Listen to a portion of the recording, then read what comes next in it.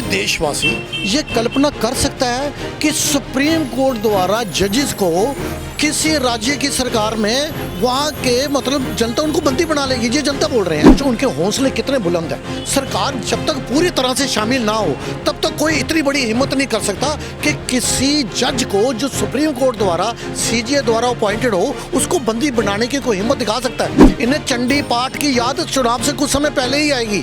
ये हमेशा जो है मुस्लिम तुष्टीकरण की राजनीति में लिप्त रहे। इन्होंने जितने बांग्लादेशी घुसपैठी रोहिंग्या थे उनको अपनी अलग अलग कॉन्स्टिट्यूंसी में इक्वली डिस्ट्रीब्यूट किया। और जब ममता बानो को ये लगा कि एसआईआर के तहत इनको हटाया जा रहा है, उन्हें मालूम है कि यदि ये वेस्ट बंगाल से बांग्लादेशी साफ तो टीएमसी की कुर्सी भी साफ, जी अपनी टांगे भी तोड़वाएगी, अपना सर भी फोड़वाएगी। अब देख रहे हैं ना, बाजू में प्लस्तर चढ़ा के भी जरूर आएगी कि देखो जी मेरे साथ क्या हुआ। कभी ना अरविंद केजरीवाल और ममता बानो, इनसे बड़ा नौटंकीबाज कोई नेता है नहीं भारत की राजनीति के अंदर। नमस्कार, मैं शमी, सौगंध टीवी में स्वागत है आपका। देखिए, पश्चिम बंगाल में चुनाव के दिन नज़दीक आ रहे हैं और जो रिज़ल्ट है वो 4 मई को घोषित होने वाला है। लगभग 1 महीने बचे हैं।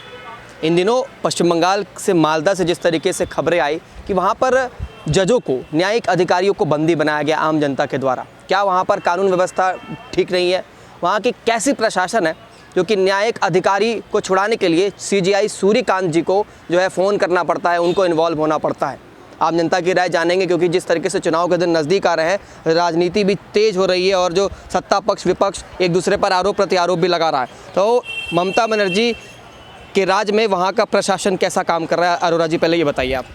ये देखिए, कोई देशवासी ये कल्पना कर सकता है कि सुप्रीम कोर्ट द्वारा जजेस को किसी राज्य की सरकार में वहाँ के मतलब जनता उनको बंदी बना लेगी, ये जनता बोल रहे हैं। जबकि वहाँ पे आपको मालूम है कुछ कट्टरपंथी थे, ये घुसपैठिए थे, ये टीएमसी के चमचे थे जिन्होंने उनको बंदी बनाया। मतलब आप ये सोचो उनके हौसले कितने बुलंद हैं। सरकार जब तक पूरी तरह से शामिल ना हो तब तक कोई इतनी बड़ी हिम्मत नहीं कर सकता कि किसी जज को जो सुप्रीम कोर्ट द्वारा सीजीए द्वारा अपॉइंटेड हो उसको बंदी बनाने की कोई हिम्मत दिखा सकता है। सरकार जब अपने आप को जो है सभी धर्मों का सम्मान करने वाली सरकार बताती है तो अक्सर मुर्शिदाबाद से हिंदुओं का पलायन क्यों, रामनवमी पर पथराव क्यों, अभी जो माननीय जज हैं इनके साथ इतना बुरा व्यवहार? देखिए, ये ममता बानो जो है ये हिंदुओं की बात सिर्फ चुनाव से कुछ समय पहले ही करेंगी। इन्हें चंडी पाठ की याद चुनाव से कुछ समय पहले ही आएगी। ये हमेशा जो है मुस्लिम तुष्टीकरण की राजनीति में लिप्त रहे। इन्होंने जितने बांग्लादेशी घुसपैठी रोहिंग्या थे उनको अपनी अलग अलग कॉन्स्टिट्यूंसी में इक्वली डिस्ट्रीब्यूट किया और उसका ये कट्टर वोट बैंक भी है टीएमसी का। और जब ममता बानो को ये लगा कि एसआईआर के तहत इनको हटाया जा रहा है, उन्हें मालूम है कि यदि ये वेस्ट बंगाल से बांग्लादेशी साफ तो टीएमसी की कुर्सी भी साफ, ये ममता बानो को दिख रहा है साफ, तो वो साम दाम दंड भेद सब कुछ करेगी अपनी कुर्सी बचाने के लिए। वो गलत थोड़ी ना कर रही है। उसको सिर्फ देखो, उसको कुर्सी मोह है, उसको किसी तरह से गद्दी पे बैठने का जो मोह है वो जहाँ थोड़ी ना रहा है। जी अपनी टांगे भी तोड़वाएगी, अपना सर भी फोड़वाएगी। अब देख रहे हैं ना, बाजू में प्लस्तर चढ़ा के भी जरूर आएगी कि देखो जी मेरे साथ क्या हुआ। कभी ना कोई देखो, ये नौटंकीबाज वाले जो नेता हैं अरविंद केजरीवाल और ममता बानो, इनसे बड़ा नौटंकीबाज कोई नेता है नहीं भारत की राजनीति के अंदर। और ये ममता बानो को मैं फिर से बोल रहा हूँ, जैसे बांग्लादेशी साफ तो इसकी कुर्सी साफ, जो दिख गया इसको साफ। इन्होंने इनको अलग अलग कॉन्स्टिट्यूशन में जो इक्वली डिस्ट्रीब्यूट किया हुआ है, इन्हीं की वजह से घुसपैठी तो इनको जिता रहे थे।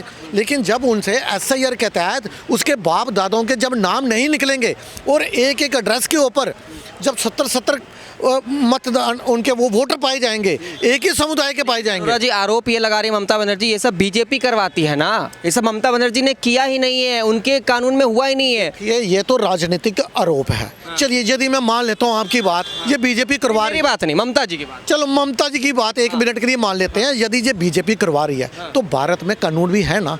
ये जब कोर्ट में जाते हैं, ये वहाँ पे ऐसे तथ्य क्यों नहीं रख सकते?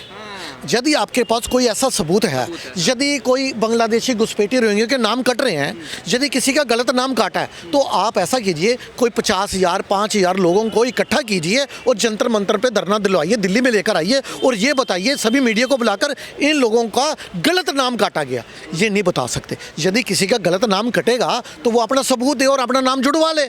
लेकिन इन्हें मालूम है कि उनके बाप दादा जो है वो तो बेस्ट उधर बांग्लादेश से हैं, कोई पाकिस्तान में है, उनको भी ममता बनर्जी ने बसाया हुआ है अपने यहाँ पे। इसलिए उनके नाम की प्रक्रिया जो काटने की वो बिल्कुल कानूनी रूप से सही है।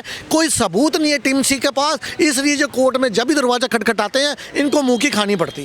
आप देख रहे हैं सौगंध टीवी, सौगंध वतन की।